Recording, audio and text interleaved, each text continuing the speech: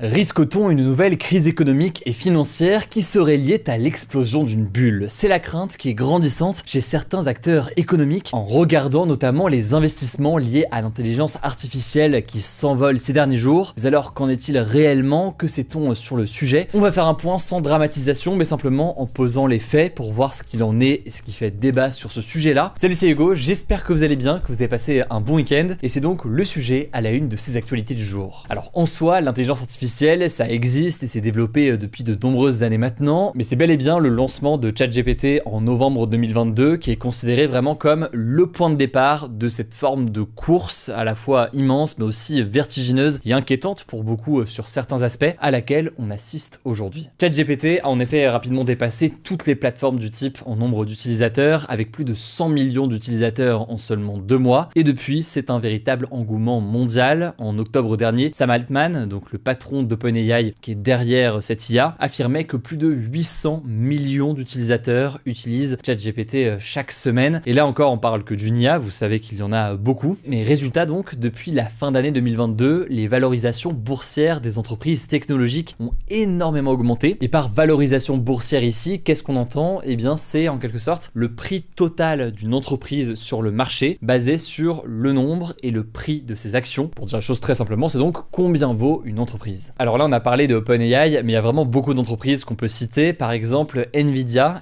qui est le leader mondial des puces et des technologies pour l'intelligence artificielle. Et Nvidia qui a récemment vu sa capitalisation boursière dépasser les 5000 milliards de dollars. C'est une première absolument historique. On peut aussi noter le cas de Palantir, un autre géant américain du secteur, d'ailleurs décrié pour tout un tas de raisons, mais qui affiche une hausse absolument immense, une hausse notamment de son chiffre d'affaires de près de 63% en un an. Alors selon le cabinet américain Gartner, les dépenses dans l'IA devraient atteindre dans le monde environ 1500 milliards de dollars en 2025, puis plus de 2000 milliards en 2026, soit près de 2% du PIB mondial, donc l'ensemble des richesses produites dans le monde en un an. Et pourtant, malgré ces chiffres, en seulement quelques jours, depuis fin octobre, la valeur boursière cumulée des 8 plus grandes importantes actions liées à l'IA, avec notamment Nvidia, Meta, Palantir ou encore Oracle, a chuté d'environ 800 milliards de dollars avant de réaliser quelques jours plus tard un rebond partiel en bourse. Il y a donc eu une forme de mouvement de panique et pour certains c'était simplement une perturbation passagère en quelque sorte, mais d'autres estiment qu'on est en réalité dans une forme de bulle qui est en train de se former sur l'IA. Alors de quoi parle-t-on ici? En fait, de plus en plus de personnes craignent ce que l'on appelle une bulle spéculative. Une bulle spéculative donc c'est quand des personnes investissent en voulant faire de l'argent en retour, mais qu'il y a donc une bulle qui se forme avec une valeur affichée qui n'est pas raccord avec la vraie valeur, on va dire, ou la valeur réelle des entreprises. Ici donc, de nombreux investisseurs ont investi dans l'IA en estimant qu'ils pourraient faire récupérer encore plus d'argent par la suite, sauf que il y a des doutes sur le fait que ce soit le cas. Et clairement, c'est vrai, il y a eu des investissements absolument massifs de tous les côtés, d'acteurs privés, d'acteurs publics aussi, globalement avec deux gros blocs du côté de la Chine et du côté des États-Unis. Et tout cela a donc entraîné une hausse rapide des prix des actions, une hausse rapide aussi des valorisations, jusqu'à donc atteindre encore une fois des montants records. Et pourtant, en parallèle, ce qui est vrai, c'est que des sociétés derrière ces IA,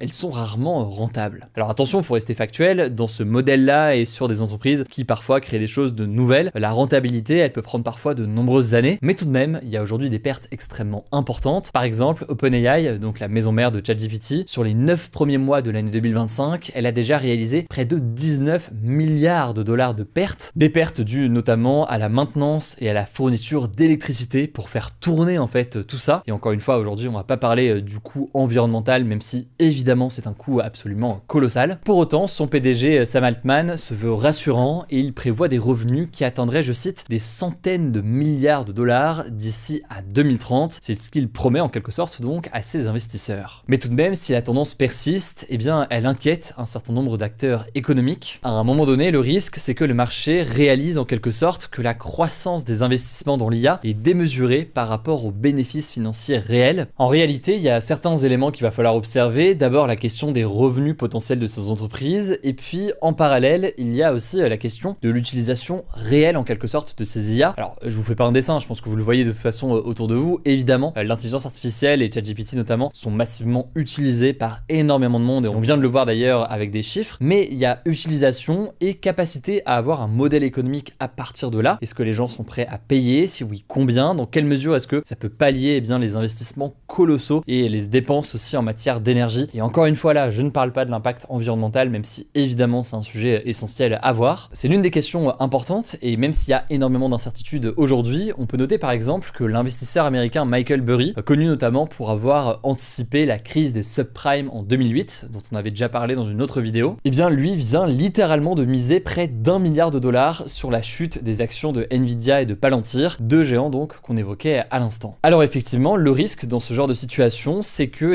un jour, des personnes qui ont investi par exemple dans Nvidia se disent attendez, là la valorisation elle est trop élevée par rapport aux résultats, donc je vais retirer mon argent. C'est le risque en quelque sorte de l'éclatement d'une bulle, pour ceux donc qui parlent de bulle ici. Et en fait le risque, c'est que tout ça pourrait entraîner potentiellement une crise plus large, une crise financière, voire une crise économique, avec en quelque sorte un effet domino, avec des entreprises dans l'IA qui se retrouveraient impactées et qui auraient un impact sur le reste de l'économie. Alors sur ce point, il y a beaucoup de personnes qui font le parallèle entre la situation qu'on a aujourd'hui avec l'IA et la situation qu'on avait lors des années 2000 avec les sites internet. À l'époque, en effet, il y avait des valorisations complètement hallucinantes pour certaines entreprises, et finalement beaucoup de ces valorisations étaient jugées complètement irrationnelles, et tout ça avait fini par chuter et entraîner beaucoup d'entreprises en faillite. Alors ce parallèle, il a du sens pour certains, il a des limites selon d'autres, notamment sur le fait qu'aujourd'hui, ces entreprises et ces outils d'IA, ils restent massivement utilisés, et la question encore une fois qui se pose davantage, c'est pas tant l'utilisation par le public que dans quelle mesure ce modèle est viable à tout point de vue. Alors certains nuancent aussi en affirmant que certains pays, et notamment la Chine et les États-Unis, dans tous les cas seraient prêts à financer l'IA, car si le secteur ralentit, ça pourrait avoir un impact justement sur le reste de l'économie. Mais aussi plus largement en fait, il y a une vraie question de rivalité entre la Chine et les États-Unis. Et cette rivalité, c'est évidemment une rivalité technologique, mais en réalité, c'est une rivalité géopolitique et politique tout court. J'ai fait une interview de la politologue Asma Mala sur le sujet il y a quelques jours, une interview que j'ai trouvée absolument passionnante, où justement on aborde cette question-là et à quel point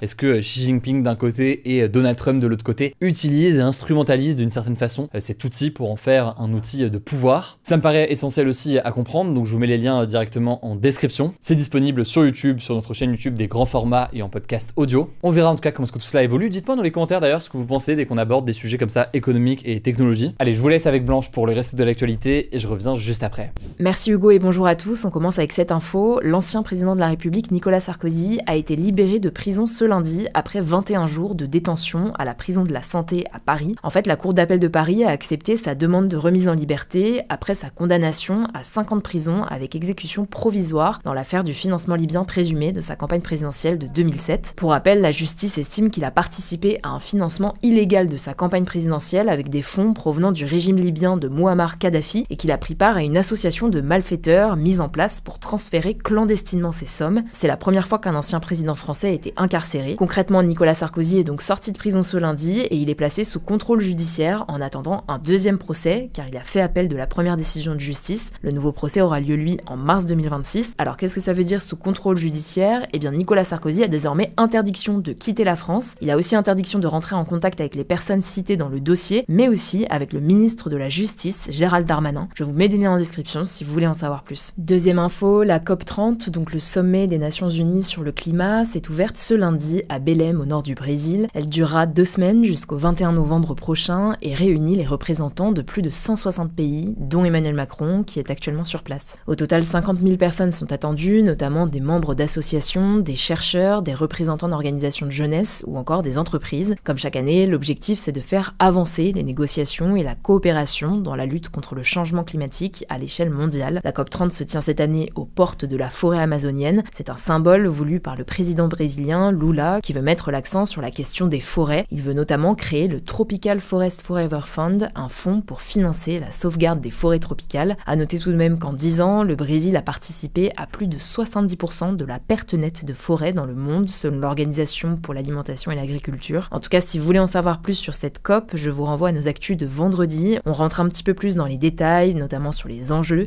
C'est disponible sur la chaîne. Troisième actu, le président syrien par intérim, Ahmed al-Shara, était en visite officielle à la Maison-Blanche à Washington aux États-Unis ce lundi. C'est la première rencontre entre un chef d'État syrien et un président des États-Unis sur le sol américain depuis l'indépendance de la Syrie en 1946. On vous en parlait ce week-end. Juste avant cette visite, Ahmed al-Shara avait été retiré ce samedi de la liste noire américaine du terrorisme et les sanctions qui le visaient ont été levées par le Conseil de sécurité de l'ONU ce vendredi. Ahmed al-Shara est l'ex-fondateur du groupe djihadiste djihadiste HTC, affilié à Al-Qaïda et au groupe État islamique. C'est avec ce groupe qu'il a provoqué la chute de l'ex-dictateur syrien Bachar al-Assad en 2024, avant de prendre le pouvoir en Syrie et de démanteler HTC. L'un des objectifs de sa visite avec Donald Trump, c'est de signer un accord pour rejoindre la coalition anti-djihadiste menée par les États-Unis. Ahmed al-Shara a clairement affiché sa volonté de mettre fin au groupe djihadiste encore présent en Syrie. Quatrième info, on voulait vous parler de ce qu'il se passe actuellement au Mali, un pays d'Afrique de l'Ouest. Depuis plusieurs semaines, le JNIM, une coalition djihadiste affiliée à Al-Qaïda, a imposé un blocus autour de la capitale malienne Bamako. De nombreux camions-citernes ont notamment été attaqués par les hommes du JNIM pour provoquer une pénurie de carburant dans la capitale. Ces attaques, elles ont été perpétrées après l'interdiction de la vente de carburant dans certaines localités du Mali par la junte militaire au pouvoir, qui est arrivée après un coup d'État en 2021. L'objectif de cette interdiction, c'est d'entraver les circuits d'approvisionnement des groupes djihadistes. Alors face à la situation, de nombreux gouvernements craignent que la junte au pouvoir ne chute et que le pays ne tombe aux mains des djihadistes. La France, les États-Unis, l'Italie, le Royaume-Uni ou encore l'Allemagne ont appelé leurs ressortissants à quitter immédiatement le Mali. À noter tout de même que l'hypothèse d'une prise de pouvoir par le JNIM reste improbable pour le moment, selon le chercheur Boubacar Haïdara, interrogé par le média The Conversation. On vous tiendra au courant évidemment si tout cela change. Cinquième info, Tim Davie, le directeur général de la BBC, la chaîne publique britannique, et la rédactrice en chef Deborah Turness ont démissionné ce dimanche après la diffusion d'un montage de discours de Donald Trump qui avait suscité la polémique. L'affaire, elle a été révélée mardi dernier par le journal conservateur The Daily Telegraph. Le montage concerné est celui d'un documentaire du magazine d'investigation Panorama, diffusé une semaine avant l'élection présidentielle aux États-Unis, le 5 novembre 2024, l'an dernier donc. À l'époque, le montage avait transformé cette phrase de Donald Trump, je cite, « Nous allons marcher sur le Capitole et nous allons saluer nos chers sénateurs et membres du Congrès », en cette phrase avec un autre morceau du discours intervenu 5 minutes plus tard, « Nous allons marcher sur le Capitole, je serai là avec vous et nous nous battrons comme des diables ». Le Daily Telegraph reproche aussi à la chaîne BBC Arabic, la version en langue arabe, de ne pas avoir assez pris en compte les souffrances des Israéliens et de dépeindre Israël comme le pays agresseur dans le conflit entre le Hamas et Israël à Gaza. Lors de sa démission, Tim Davie a expliqué que des erreurs ont été commises et que, je cite, « En tant que directeur général, je dois prendre mes responsabilités ». La BBC a traditionnellement centré sa communication sur la neutralité, l'importance des faits et la lutte contre les fausses informations. En tout cas, Tim Davie restera en poste au cours des prochains mois, le temps de lui trouver un remplaçant. Donald Trump, de son côté, a réagi, remerciant le Daily Telegraph d'avoir dénoncé ce qu'il estime être des journalistes corrompus. Sixième actu, ça concerne Anthony Lalican, un journaliste français de 37 ans, tué le 3 octobre dernier par un drone russe près de la ville de Kramatorsk, dans l'oblast de Donetsk, en Ukraine. Avec lui se trouvait Georges Ivanchenko, un photojournaliste ukrainien qui a été grièvement blessé. Le 5 octobre, le parquet national antiterroriste français a ouvert une enquête pour crime de guerre qui a été confiée à l'Office central de lutte contre les crimes contre l'humanité et les crimes de haine. Après plusieurs sollicitations, le ministère de l'Europe et des Affaires étrangères a aussi condamné cette frappe le 2 novembre dernier. Mais si on en reparle aujourd'hui, c'est parce que ce dimanche, Aïda Belloulid, la compagne d'Anthony Lalican, a dénoncé l'inaction de l'État français dans une tribune publiée dans le journal Le Monde. En fait, l'État n'a toujours pas sollicité officiellement la diplomatie russe en France, ce qui se fait généralement afin d'obtenir des explications sur les circonstances d'une attaque. Anthony Lalican est le premier journaliste tué par une frappe de drone russe depuis le début de l'invasion à grande échelle de l'Ukraine par la Russie en 2022. Si vous voulez en savoir plus, je vous mets le lien de la tribune en description. Et on finit avec cette info, la boutique Shein, inaugurée mercredi dernier au BHV à Paris, a déjà accueilli plus de 50 000 visiteurs. C'est ce qu'a annoncé ce dimanche Frédéric Merlin, le patron de la Société des grands magasins qui possède le BHV. Selon lui, le panier moyen était de 45 € pour les clients pendant ces 5 premiers jours. Cette inauguration de la première boutique Shein physique en France a fait beaucoup parler, notamment à cause de l'impact écologique et humain de l'entreprise chinoise d'ultra fast fashion, mais aussi car elle se tenait après la révélation de la vente sur la plateforme de poupées sexuelles à caractère pédocriminel et d'armes de catégorie A. Ces produits illicites ont depuis été supprimés. On vous en parlait ce samedi, le gouvernement avait donné 48 heures à la plateforme pour retirer ces produits sous peine d'être suspendu en France, mais malgré le succès de la boutique du BHV, le site internet est toujours sous le coup de procédures judiciaires et sous surveillance rapprochée, selon le gouvernement. Le ministre de l'économie a notamment assuré que, je cite, les procédures se poursuivent à l'encontre de Shein et que l'arsenal continue de se déployer. On ne sait pas exactement ce que ça veut dire, mais voilà, Shein continue d'être étroitement surveillée par le gouvernement. Merci beaucoup Blanche. Alors pour plus d'actualités, je pense que vous le savez, mais rendez-vous sur Instagram. Vous êtes plus de 5 millions là-bas. Je tiens à vous remercier vraiment parce que vous êtes de plus en plus nombreux. Et d'ailleurs, j'en parle assez peu souvent ici, mais vous êtes très nombreux maintenant à nous suivre aussi sur nos déclinaisons locales sur Instagram, que ce soit à Marseille, à Lyon ou encore au Québec. Pour suivre ça, c'est sur Insta, c'est donc hugodécrypte.marseille, hugodécrypte.lyon et hugodécrypte.québec tout simplement. Ça fait trop plaisir de voir que vous suivez aussi à l'échelle locale tout ce qu'on fait. Allez, merci encore, prenez soin de vous, prenez soin de nos proches, et puis on se dit à demain pour une nouvelle vidéo.